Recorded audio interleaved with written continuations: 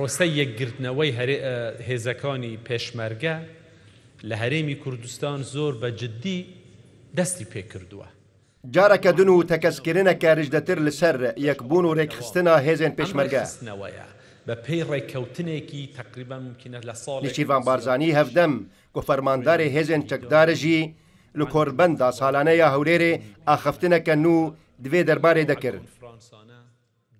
ئێمە بەیانی لەگەڵ هێزەکانی هاوپەیمانان بە ئامادەبوونی جێگیری سەرۆکی هەرێمیش و هێزەکانی وەزارەتی پێشمەرگانی ئەفسەرەکانی وەزارەتی پێشمەرگە کۆبوونەوەیەکمان هەبووە بۆ ئەم بابەتە. هەنگاوەکان ممکنە خێرانین لەسەر خۆن بەڵام جددینە.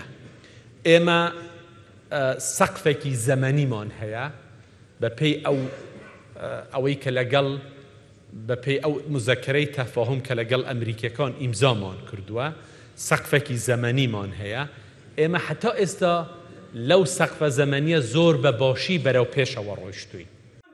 بەرگیری لە دەستکەوتەکانی کوردستانیان کەم لەگۆر بەرپرسێن وەزارەتا پێشمەرگە ئەفزێدەی سێ مەهان دەبە. وەزارەتێ دەست بە پێکئانینا دوو فرقەیەن سەربازیەن پێشمەرگە کردیەوە هەر فرقەیەک 4 لیوایان لەخۆ دەگرە.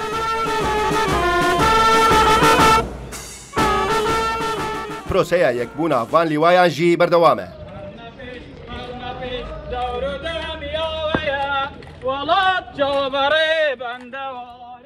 سەرۆکی هەرێما کوردستانێژی بەحسا یەکبوونا هەردوو هێزن هەفتێ و هەشتێ دکە و دبێژە دبن هێزا 105.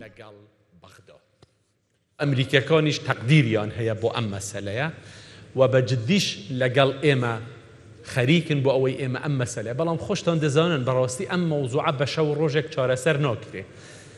ئەوەی ئێستا ئێمە دەبینین ئەوەیە کە بڕیارێکی سیاسی جددی هەیە و هاوپەیمانانیش بە تایبەتی ئەمریکاش زۆر جددیتر لەسەر خەتە بۆ ئەم مەسەلەیە. هەنگاوەکان وردە وردە بەرەو پێشەوە دەڕ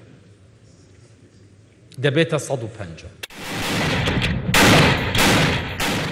وڵاتên hevpeymanjî ji xeynî projeya yekbûn û rêkxistina hêzên pêşmerge berdewam duwarê maddî û manewî de alîkariya partî û yekîtî dikin ku pêwîstî heye hêzan bikin yek disaziyên hikûmetê de.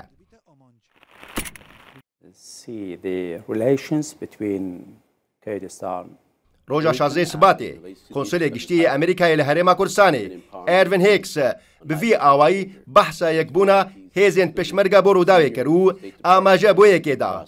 Ev pêngav alîkar dibe bo vegerandina aramiyê heta bo şingalê jî.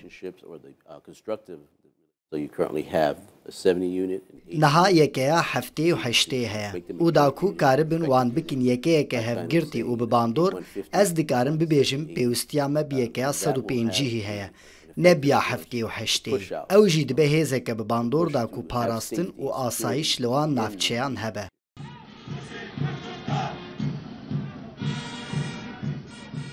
Roja 22 Gulana Sala Bûrî Nîşirvan Barzanî di rê û resmên derçûna xula şeşê ya efseran û xula 16 ya pêşmergeyan de li kolîja serbazî sê ya Qelaçolan daxwaz ji partî û yekîtî kir destê hizbê li ser pêşmerge rakin û di vê derbarê de hişyarî jî da. Piştî sê rojan di rê û resmên derçûna efseran lê kolîja serbazî ya Zaxoyê de heman daxwazî kir.